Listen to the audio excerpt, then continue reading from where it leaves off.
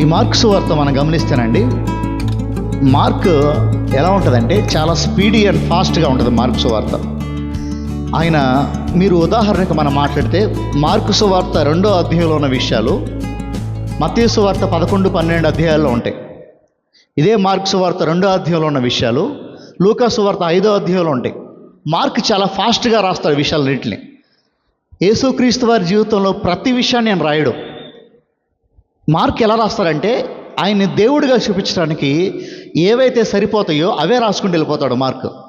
ఇంకొక మాటలో చెప్పాలంటే యేసుక్రీస్తు వారి జీవితంలో వెరీ ప్రామినెంట్ థింగ్స్, చాలా ప్రాముఖ్యమైన సంఘటనలు మార్క్ రాసుకుంటూ వెళ్ళిపోతూ ఉంటాడు. కాబట్టి మార్క్ రైటింగ్ స్టైల్, ఆయన రాసే విధానం చాలా ఫాస్ట్ అండ్ స్పీడీగా ఉంటుంది. చాలా త్వరగా రాసుకుంటూ వెళ్ళిపోతూ ఉంటాడు. ఆయన విషయాన్ని డీల్ చేసుకుంటూ వెళ్ళిపోతూ ఉంటాడు. సో అందుకనే మనం మొదటి ప్రసంగంలో గమనించాం మార్క్ సువార్తలో ఇమీడియట్లీ అనే పదాన్ని చాలాసార్లు వాడతాడు ఆయన. త్వరపడి అనే పదాన్ని, తొందరగా అనే పదాన్ని, ఆ పదాన్ని చాలాసార్లు వాడుతూ ఉంటాడు మార్కు. సో ఇప్పుడు 22వ వచనం తర్వాత 22వ వచనానికి 23వ వచనానికి మధ్యలో చాలా తేడా ఉందండి. చాలా కాల వ్యవధి ఉంది, సమయ వ్యవధి చాలా ఉంది. 22 వచనానికి 23 వచనానికి సుమారుగా కొన్ని వారాలు ఉండొచ్చు, కొన్ని నెలలు కూడా ఉండొచ్చు. సో కొన్ని రోజులు అయిపోయిన తర్వాత ఏమైందంటే, చదువుదామా 23 వచనాన్ని. మరియు ఆయన విశ్రాంతి దినమున పంట చేలలో పడి వెళ్ళుచుండగా శిష్యులు మార్గమున సాగిపోవచ్చు వెన్నెలు తుంచుచుండిరి. అందుకు పరిసయ్యులు, చూడుము, విశ్రాంతి దినమున చేయకూడనిది వారేలా చేయుచున్నారని ఆయన అడిగిరి. అందుకు ఆయన వారితో ఇట్లన్నెను, తానును. సో ఇక్కడ మనం గమనించాల్సిన ఒక ప్రాముఖ్యమైన విషయం ఏంటంటే, యేసుక్రీస్తు వారును ఆయన శిష్యులంట ఒకరోజు సమాజ మందిరానికి వెళ్తూ ఉన్నారు. దేవాలయానికి వారు వెళ్తూ ఉన్నారు.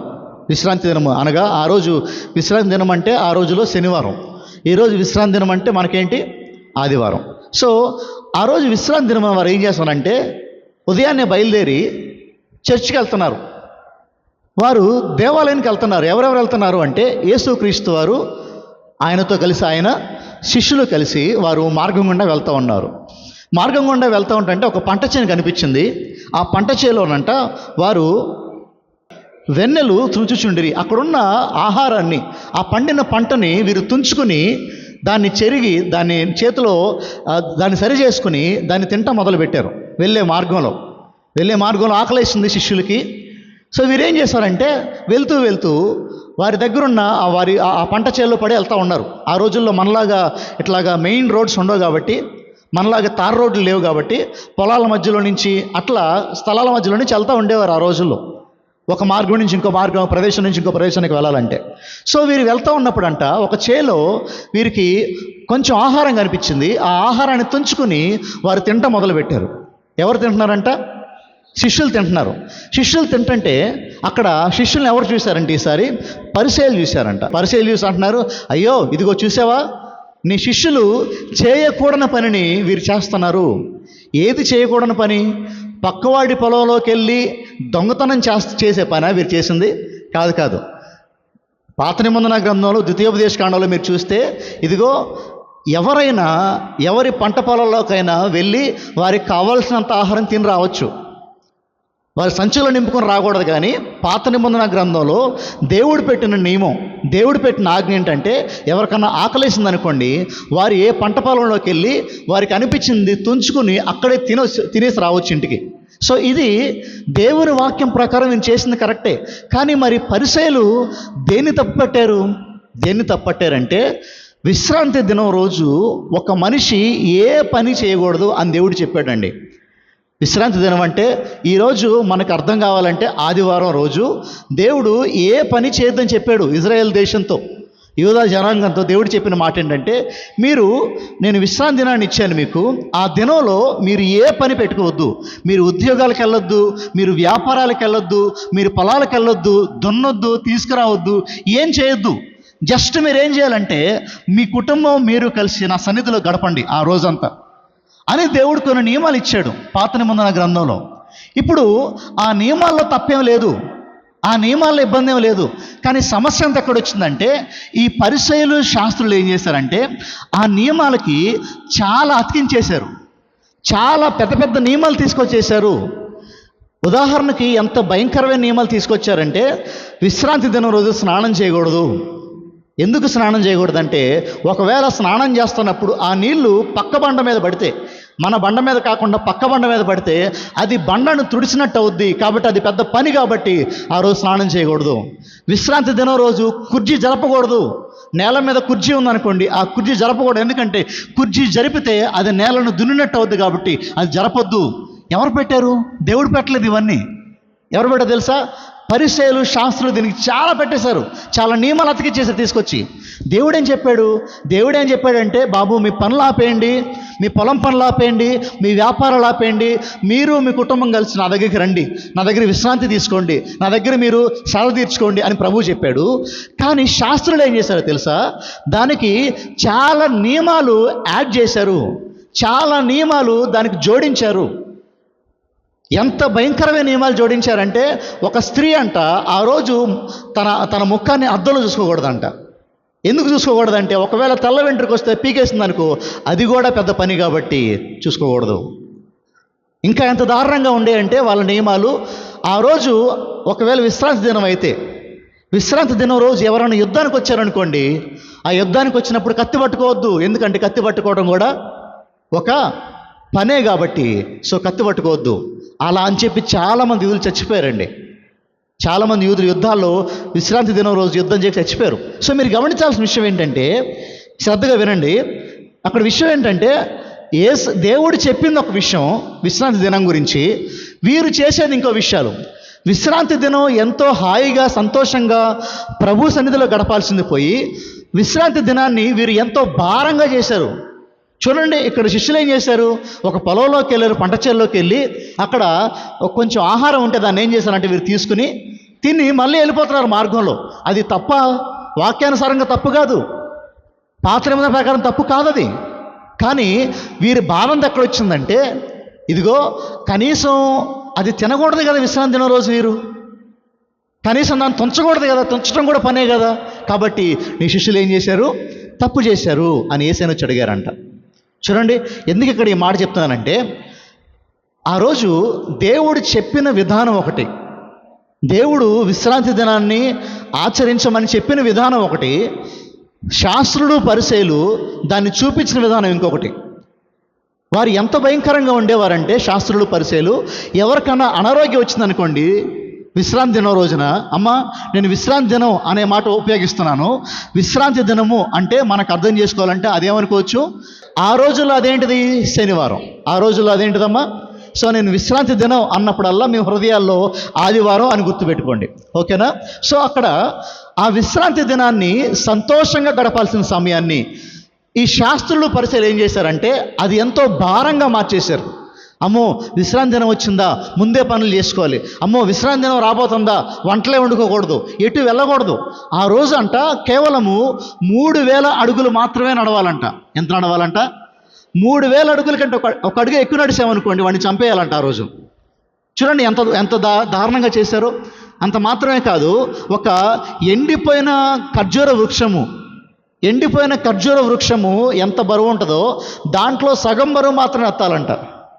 ఏం చేయాలంటే దాంట్లో ఎండిపోయిన ఖర్జూర వృక్షంలో సగం ఉంటుంది చూశారు, ఆ సగం బరువు మాత్రం ఎత్తాలి. అంతకంటే ఎక్కువ బరువు ఎత్తావనుకోండి నువ్వు పని చేసినట్టే, కాబట్టి నువ్వు పాపం చేసావు, కాబట్టి నిన్ను చంపేయాలనేవాళ్ళు.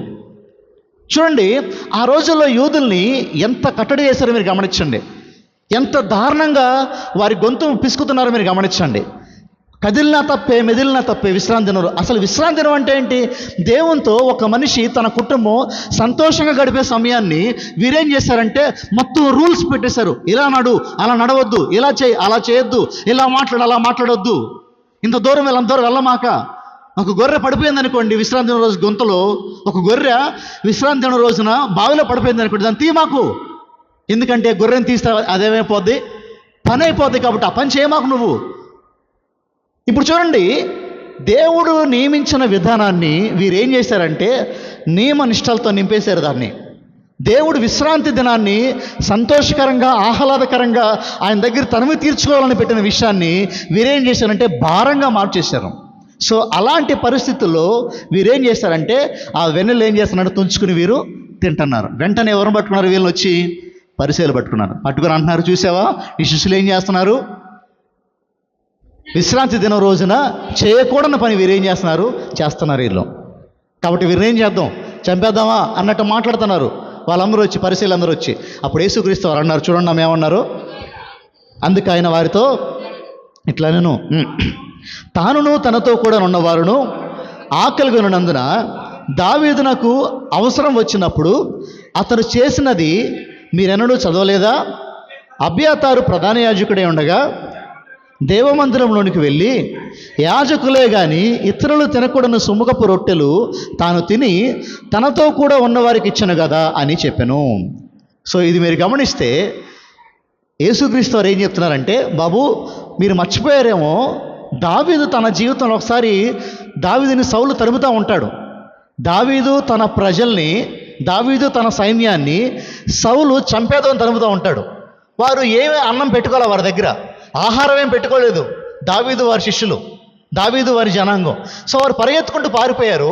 బాగా ఆకలేస్తుంది వారికి. ఆకలేస్తున్నప్పుడు సమాజ మందిరంలో ఒక కేవలము యాజకుడు, ప్రధాన యాజకుడు, యాజకులు మాత్రమే తినే ఒక ఆహారం ఉందంట.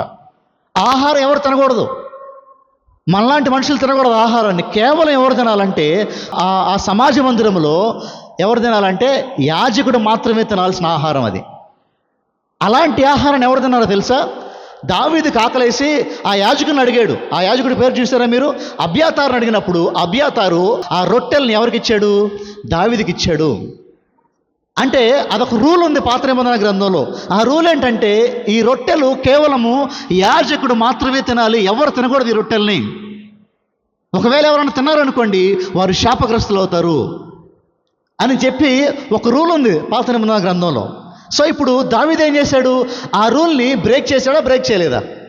బ్రేక్ చేయడం అంటే ఏంటి? ఆ రూల్ని, ఆ నియమాన్ని దాటాడా, దాటలేదేరా? అక్కడ దేవుడు అన్నాడు, యేసుక్రీస్తు అన్న మాట మీరు గమనించాలి. మత్తయి సువార్త 12వ అధ్యాయంలో ఆయన ఏమంటాడంటే, దేవుడు బలులు కోరేవాడు కాదు, దేవుడు అర్పణలు కోరేవాడు కాదు. మీరు గమనించిన మత్తయి సువార్త 12వ అధ్యాయం చదవండి అమ్మ మాటని. మరియు కనికరమనే కోరుచున్నాను కానీ బలిని నేను కోరను అని వాక్యభాగము మీకు తెలిసి ఉండలేదా? మీరు గమనించాలి. అదే విషయాన్ని మరలా ఇక్కడ మాట్లాడుతున్నాడు మత్తయి సువార్త 12వ అధ్యాయంలో. సేమ్ కాంటెక్స్ట్, రెండు ఒకే విషయం. దేవుడికి కావాల్సింది ఏంటి? రూల్స్ కావాలా, నియమాలు కావాలా, లేదంటే కనికరం కావాలా? ఆకలేస్తుంది దావీదుకి. దావీదు ఏం చేశాడు? వెళ్ళిపోయి ఆ రొట్టెల్ని దావీదు తిన్నాడు. ఒక మనిషి ప్రాణం కంటే రూల్స్ ఎక్కువ కాదు. దేవుడు కొన్ని ఆజ్ఞలు ఇచ్చాడు, నిజమే, పాత నిబంధన గ్రంథంలో. కొన్ని ఆజ్ఞల్ని మనం మేరొచ్చు. నా ఉద్దేశం మరలా తప్పుకెళ్ళిపోమాకండి, నేరమన్నాడని చెప్పేది పెడితే అది అక్కడ ఊహించుకోమాకండి. సెర్మోనియల్ లాస్ కొన్ని ఉంటాయి, ధర్మశాస్త్రం ఒక విధంగా ఉంటుంది. ఇప్పుడు నీ పొరుగువారి భార్యను ఆశించొద్దు అనేది ఆజ్ఞ, దాన్ని మీరకూడదు. దొంగలించొద్దు అనేది ఆజ్ఞ, దాన్ని మీరకూడదు. కానీ కొన్ని ఆజ్ఞలు ఎలా ఉంటాయి అంటే పండగ ఆజ్ఞలు కొన్ని ఉంటాయి. అంటే ఈ పండగ అప్పుడు ఏం చేయాలి, ఆ పండగ అప్పుడు ఏం చేయకూడదు, ఈ రోజు అప్పుడు ఏం చేయాలి, ఆ రోజు అప్పుడు ఏం చేయకూడదు అని కొన్ని ఆజ్ఞలు ఉన్నాయి. ఈ ఆజ్ఞలు దాటొచ్చు మనిషి. సో అప్పుడు యేసుక్రీస్తు వారు అన్నారు, బాబు నేను కనికరాన్ని కోరుతున్నాను కానీ ఏం కోరట్లేదంట, బలిని కోరే దేవుణ్ణి కాదు. ఆ రోజు వారికి అర్థం కాల, శాస్త్రులకి పరిశీలికి. వారు అనుకుంటున్నారు, ఇదిగో వీరు తుంచారు కాబట్టి వీరు పాపం చేశారు. దేవుడు అంటున్నాడు, మాకు ఆకలేసింది మా శిష్యులకి, మీరేం చేశారు? దాన్ని తిన్నారు. కావాలంటే వాక్యంలోకి మీరు వెళ్తే దావీదు కూడా అదే పని చేశాడు. మీకు ఎంతో ఇష్టమైన దావీదు, ఇజ్రాయేలీలు అండి దావీదుని ఎంతో గొప్పగా చూసేవారు. అబ్రహాముని, దావీదుని, మోషేని ఎంతో గొప్పగా చూసేవారు ఇజ్రాయేలీలు. మరి అలాంటి దావీదు కూడా ఏం చేశారంటే ఒకానొక రోజున దేవుని ఆజ్ఞను ఆయన మీరాడు. మరి ఇప్పుడు దేవుడు ఏం కోరుతున్నాడు? బలి కోరుతున్నాడా, కనికరం కోరుతున్నాడా? కనికరాన్ని కోరే దేవుడు మన దేవుడు అని అక్కడ వారికి సమాధానం చెప్పాడు యేసుక్రీస్తు. తర్వాత చూద్దామా. మరియు విశ్రాంతి దినము మనుషుల కొరకే కానీ మనుషులు విశ్రాంతి దినం కొరకు నియమింపబడలేదు. అందువలన మనుష్య కుమారుడు విశ్రాంతి దినముకు ప్రభువే ఉన్నాడని వారితో చెప్పాను. సో ప్రభు చెప్పాడు, బాబు విశ్రాంతి దినం ఉంది మనుషుల కోసం కానీ మనుషులు విశ్రాంతి దినం కోసం లేరు అని ప్రభువు చెప్పాడు. ఇది ఇక్కడ జరిగిన కాంటెక్స్ట్ అండి. సో ఇప్పుడు దీంట్లో నుంచి మనం ఏం తీసుకోవచ్చు, మనమే అప్లై చేసుకోవచ్చు. మనం అప్లికేషన్ చేసుకుని వెళ్ళిపోదాం అక్కడి నుంచి త్వరగా. సో మనం గమనించినట్లయితే ఆ రోజుల్లో నేను ఇందాక కూడా చెప్పిన అదే విషయాన్ని, దేవుడు చెప్పిన విషయం ఒకటైతే వీరు దానికి జతపరిచిన విషయాలు చాలా ఉన్నాయి. ఎవరు జతపరిచారు? శాస్త్రులు, పరిశీలు జతపరిచారు. ఈరోజు దీన్ని మనం ఎలా తీసుకోవచ్చు అంటేనండి, దేవుడు ఒక విషయాన్ని మనకు ఒకలాగా చెప్తే దానికి చాలా మంది, చాలా సంఘాలు చాలా జతపరిచేసింది దానికి విషయాల్ని. ఉదాహరణకి ఒక మనిషికి రక్షణ ఎలా వచ్చిందండి?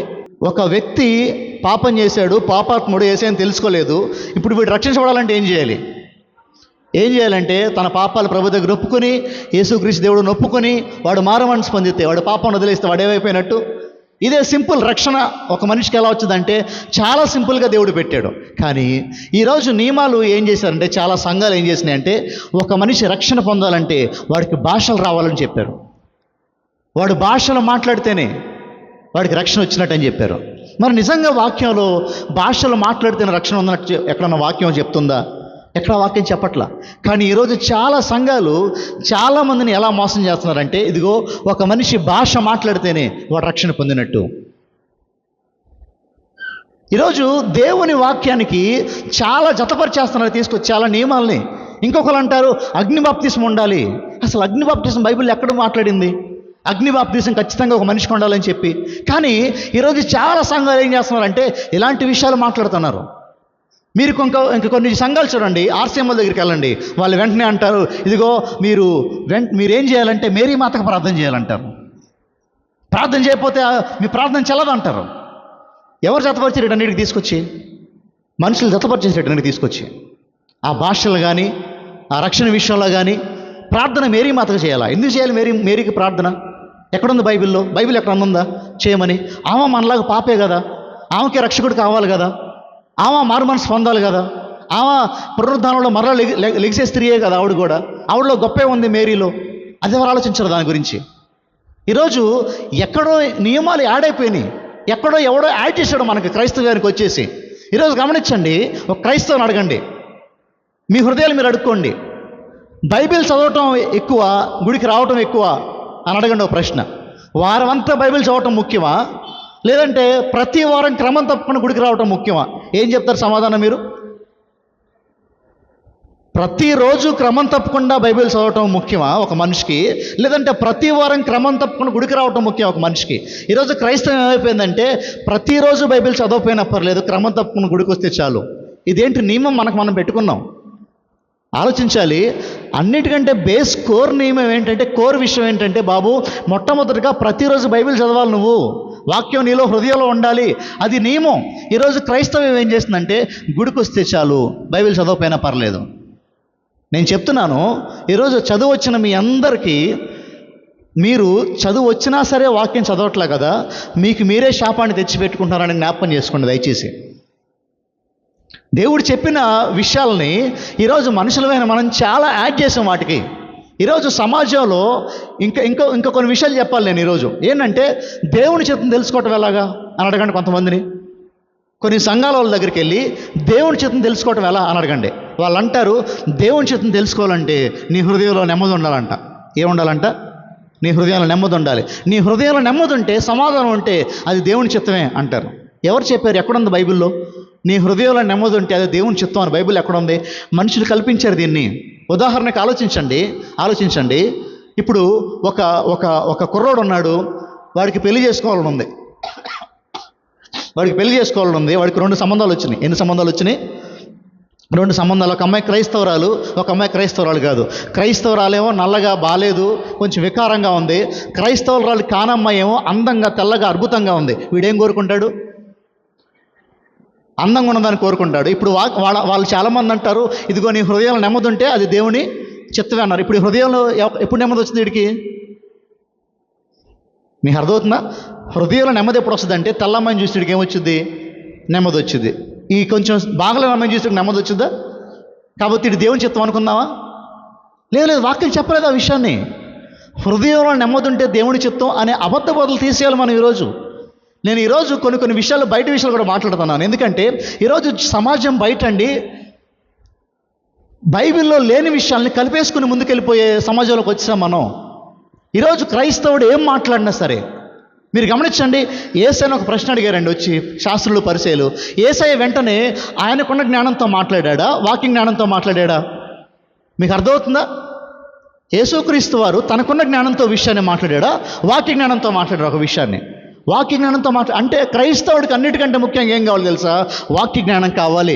ఎవరంటే మిమ్మల్ని ప్రశ్న అడిగారు అనుకోండి, వెంటనే మా అయ్యగారు చెప్పాడు కాదు, మా సంఘంలో చెప్పారు కాదు, వాక్యం చెప్పింది, వాక్యం మాట్లాడింది ఇలాగా, అది నీ నోటి నుంచి రావాలి.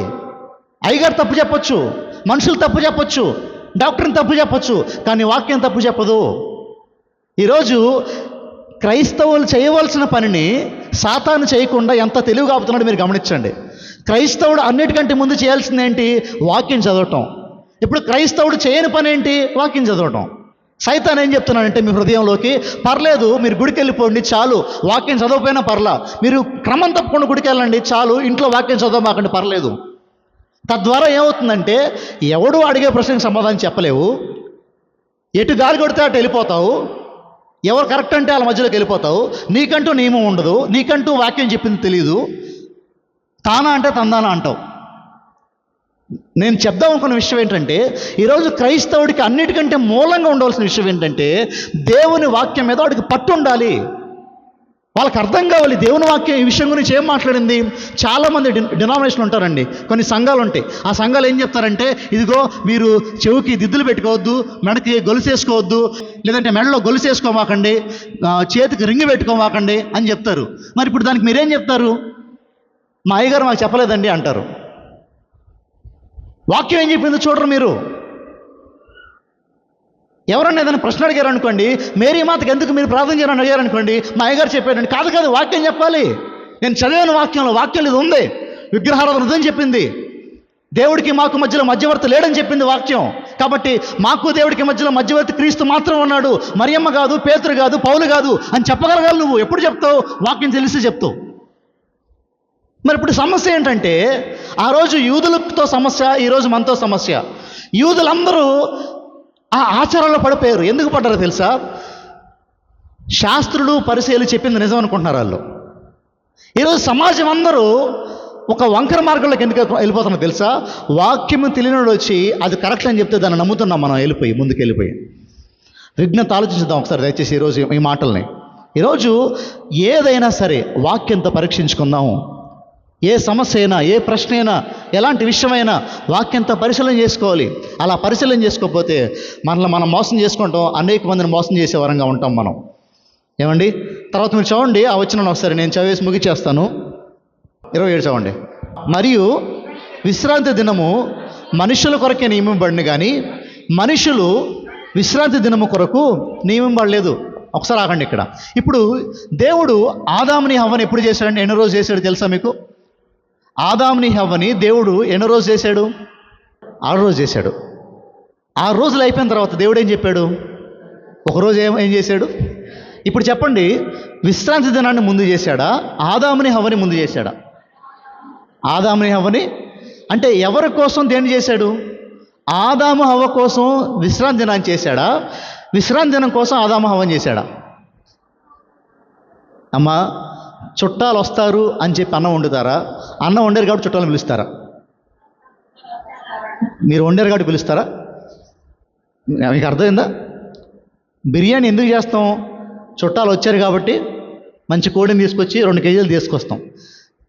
2 కేజీల కోడి దొరికింది కాబట్టి చుట్టాలను పిలుస్తారా? అంటే అలాంటి వాళ్ళు కూడా ఉన్నారు, అది వేరే విషయం. విషయం ఏంటంటే ఇక్కడ దేవుడు మొట్టమొదటిగా ఎవరిని చేశాడంటే మనిషిని చేశాడు.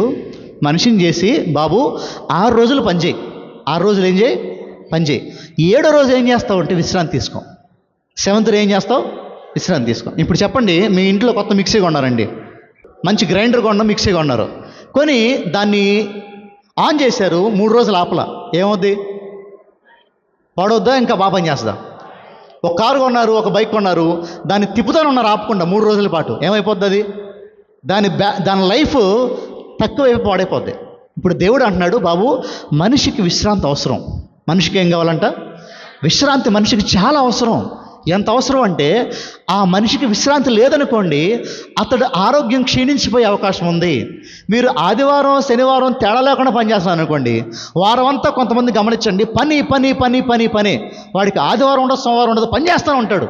తద్వారా ఏమైపోద్దంటే వాడు దేవునికి దూరం అయిపోతాడు. తద్వారా ఏమైపోతుందంటే వాడు ఆరోగ్యాన్ని వాడు పాడు చేసుకుంటున్నాడు. తద్వారా ఏమైపోతుందంటే మీ కుటుంబాలకు మీరు దూరం అయిపోతున్నారు. ఇప్పుడు దేవుడు అంటున్నాడు, అమ్మ 6 రోజులు మీవి, 6 రోజులు మీ బాస్ చెప్పిన మాట మీరు వినండి, 6 రోజులు మీ మేస్త్రి చెప్పిన మాట మీరు వినండి, 6 రోజులు మీ రైతులు చెప్పిన మాట మీరు వినండి. కానీ 7వ రోజు ఎవరిదంటే, 7వ రోజు బాస్ ఎవరంటే దేవుడు బాస్ మీకు నాకు. 7వ రోజు ఎవరు మనకు బాస్? ఆ ఆదివారం రోజున ఇంకా ఏ బాస్ ఉండకూడదు నీకు నాకు. ఈరోజు క్రైస్తవులు ఏమైపోయారంటే 7వ రోజు కూడా పని చేసుకోవాలి మేము, 7వ రోజు కూడా ఏదో పనిలో మేము నిమగ్నం అయిపోవాలి మేము వెళ్ళిపోయి. అది దేవుని చిత్తం కాదు. ఈరోజు నీ శరీరానికి ఎంత విశ్రాంతి కావాలో నీ ఆత్మకు కూడా విశ్రాంతి కావాలి. వారమంతా నువ్వు పోరాడావు లోకంతో, వారమంతా లోక అలవాట్లతో లోక ఆశలతో పోరాడావు. 7వ రోజు కూర్చుని విశ్రాంతి రోజు కూర్చుని ప్రభు దగ్గర ఆ అలసటబోతం తీర్చుకోవాలి, సేవ తీర్చుకోవాలి ప్రభు దగ్గర నీ ఆత్మని. ఈరోజు గుడికి ఎందుకు రావాలి, మందిరానికి ఎందుకు రావాలంటే మందిరంలోకి వచ్చి నీ హృదయాన్ని ప్రభు దగ్గర అలా సేవ తీర్చుకుంటూ ఉండాలి. వారమంతా భయంకరమైన టెన్షన్లో, భయంకరమైన ఉద్యోగాల్లో, భయంకరమైన పరిస్థితుల్లో మనం అందరం ఉన్నాం. ప్రభు సన్నిధిలోకి వచ్చి ఆ టెన్షన్లు మొత్తం పక్కన పెట్టి, ఆ బాధలన్నీ చింతలన్నీ పక్కన పెట్టి ప్రభు సన్నిధిలో మన హృదయాన్ని ఉంచగలగాలి. అందుకు దేవుడు విశ్రాంతిని ఇచ్చాడు. కానీ ఈరోజు మనుషులు మనం ఏం చేసామంటే ఈ ఒక్కరోజు పనికి వెళ్తే ఏం కాదులే, అది దేవుడి చిత్తం కాదు. 6 రోజులు నీవి, 6 రోజులు నీ పనివి, 6 రోజులు నీ విషయానివి, 7వ రోజు దేవునిది. నువ్వు ప్రభుకి ఇచ్చేయాలి ఆ విషయాన్ని. ఆ రోజున ప్రభుకి ఇచ్చేయాలి నువ్వు కంప్లీట్గా. ప్రభుకి ఇవ్వాలి, నీ కుటుంబంతో గడపాలి. కొంతమంది గమనించండి, వారి కుటుంబంతో వారి పిల్లలతో మాట్లాడే సమయం కూడా ఉండదు వాళ్ళకి. వారి భార్యలతో వారి వారి వారి అమ్మా నాన్నలతో మాట్లాడే సమయం కూడా ఉండదు కొంతమందికి. పద్దాక పని, ఎటు వెళ్ళిపోతారో పనికి వెళ్ళాలి, ఎటు వెళ్తారో పనికి వెళ్ళాలి, ఎటు వెళ్తారో పనికి వెళ్ళాలి. తద్వారా అయిపోతుంది కుటుంబంలో బంధుత్వాలు సరిగ్గా ఉండవు, దేవునితో బంధుత్వం సరిగ్గా ఉండదు. 6 రోజులు నువ్వు పని చేసుకోమని దేవుడు ఇచ్చాడు కదా, 7వ రోజు రెస్ట్ తీసుకో. తద్వారా నీకు కావాల్సిన ఆరోగ్యాన్ని దేవుడు మరలిస్తాడు. తద్వారా నీ ఆత్మకి ఆహారాన్ని దేవుడు మరలిస్తాడు. నువ్వు మరలా సోమవారం రోజున మరలా ఎనర్జెటిక్గా పని చేసుకుంటూ ముందుకెళ్ళొచ్చు. ఆత్మలో బలపడి నువ్వు మరలా ఈ ఆత్మీయ పోరాటంలో ముందుకెళ్ళొచ్చు. మరి ఈరోజు క్రైస్తవులైన మనము ఆదివారాలు కూడా, విశ్రాంతి రోజు కూడా అధికమైన పనులు పెట్టేసుకొని మనలో మనం ఇబ్బంది పెట్టుకునే వారం ఉండకూడదు. ఇక్కడ దేవుడు అన్నాడు, మనిషి విశ్రాంతి దినం కోసం లేడు, కానీ విశ్రాంతి దినం ఎవరి కోసం ఉంది? మనిషి కోసం ఉంది. ఇది మనం జ్ఞాపకం చేసుకోవాలి, ఇది మనం జ్ఞాపకం చేసుకోవాలి. ఈరోజు ఆదివారం ఆ విశ్రాంతి దినం ఏం చేస్తుంది అంటే, ఇదిగో మనం ఎటు వెళ్తున్నామో, మన దిశ ఏంటో మనం గుర్తు చేస్తుంది. మనం వెళ్ళాల్సిన పరలోకానికి ఈ లోకం కోసం మనం లేవు, ఈ లోక ఆశల కోసం మనం లేవు అని మరలా విశ్రాంతి దినం మనం గుర్తు చేస్తూ ఉంటుంది అనమాట. సో విశ్రాంతి దినాన్ని మనం ఖచ్చితంగా పాటించే వారంగా ఉండగలగాలి. తర్వాత చూద్దామా 28వ వచనాన్ని. అందువల్ల మనుష్య కుమారుడు విశ్రాంతి దినమునకును ప్రభువై ఉన్నాడని వారితో. సో ఇప్పుడు వారందరూ అనుకుంటున్నారు యేసుక్రీస్తు వారిని కేవలము వారు ఒక మనిషిలాగా చూస్తున్నారు. యేసుక్రీస్తు వారిని కేవలము వారు ఒక రబ్బీలాగా, ఒక బోధకుల్లాగా చూస్తున్నారు. ఇప్పుడు ప్రభు అంటున్నాడు, మరి బాబు విశ్రాంతి దినం తీసుకొచ్చింది నేను, విశ్రాంతికి అధిపతిని నేను. విశ్రాంతి దినానికి మీరు తీసుకొచ్చి నన్ను మీ రూల్స్లో పెట్టమాకండి, మీరు నన్ను తీసుకొచ్చి మీ అలవాట్లో నన్ను పెట్టమాకండి, మీ విశ్రాంతి దినానికి అధిపతిని నేను అని ప్రభు మరలా గుర్తు చేస్తున్నాడు వారికి. మీరు గమనించాల్సిన మాట ఏంటంటేనండి, దేవుడు ఎన్నిసార్లు వారికి తనను తాను కనపరుచుకున్నా సరే, ఎన్నిసార్లు వారికి తనను తాను నేను దేవుణ్ణి అని కనపరుచుకున్నా సరే, వారు మాత్రం దేవుణ్ణి గుర్తుపట్టలేకపోతారు. 2 సార్లు కూడా ఎన్ని విషయాలు చెప్తున్నా. మీరు 3వ అధ్యాయం 6వ వచనానికి చూడండి ఒకసారి. 3వ అధ్యాయం 6వ వచనం చూడండి.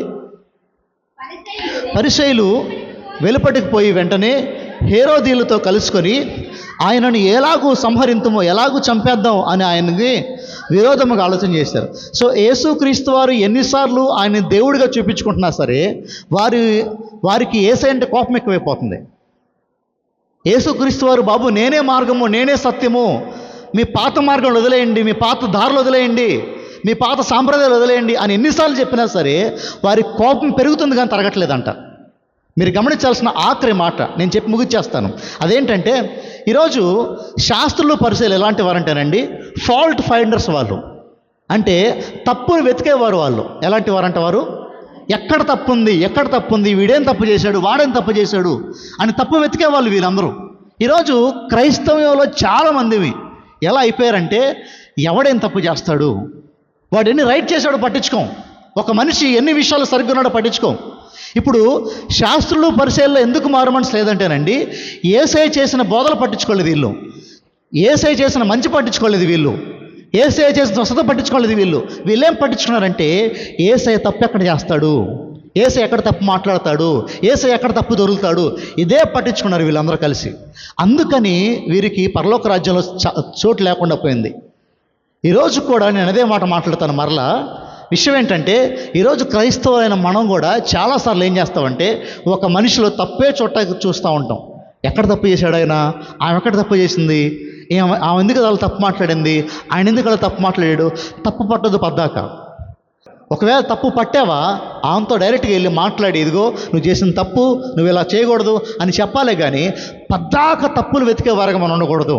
ఈ శాస్త్రుల పరిశీలన లోపం ఏంటంటే, వీరికి ఎందుకు యేసయ్య అర్థం కాలేదంటే, అసలు మొట్టమొదటిగా వీరిలో తప్పును గ్రహించలేకపోయారు. వీరేమనుకుంటున్నారంటే, మేము పర్ఫెక్ట్ అనుకున్నారు, నేను పర్ఫెక్ట్, నేను చాలా బాగున్నాను అనుకున్నారు, నేను పర్ఫెక్ట్ కాబట్టి తప్పులు ఎతుకుతాను అనుకున్నారు. ఈరోజు ఆలోచించాలి, నువ్వు పర్ఫెక్ట్ అనుకుంటే, నీలో ఏ తప్పు లేదనుకుంటే, నువ్వు ఇంకా పెద్ద తప్పు చేస్తున్నావు నీకు అర్థం చేసుకోవాలి. శాస్త్రులు పరిశీలన ఏమనుకుంటున్నారంటే, మాలో ఏ తప్పు లేదు, మేము పర్ఫెక్ట్గా ఉన్నాం, ఎన్నో సంవత్సరాల నుంచి గుడికి వస్తున్నాం, ఎప్పటి నుంచో ప్రభు తెలుసు మాలో ఏ తప్పు లేదు, ఆమెలో తప్పు ఉంది, ఆయనలో తప్పు ఉంది, ఈ ప్రసంగం ఆమెకి, ఆ ప్రసంగం ఆయనకి అనుకున్నారు.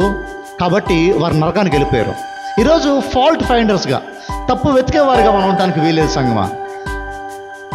శాస్త్రులు పరిచయులు ప్రభు దగ్గరికి ఎందుకు రాలేకపోయారు, ప్రభు ప్రేమను ఎందుకు పొందుకోలేకపోయారంటే, వారి చూపు అంతా తప్పు మీదే ఉంది. అలాంటి వారిగా మనం ఉండకూడదు. ఈ మాట ప్రభు దీవించిన గాక.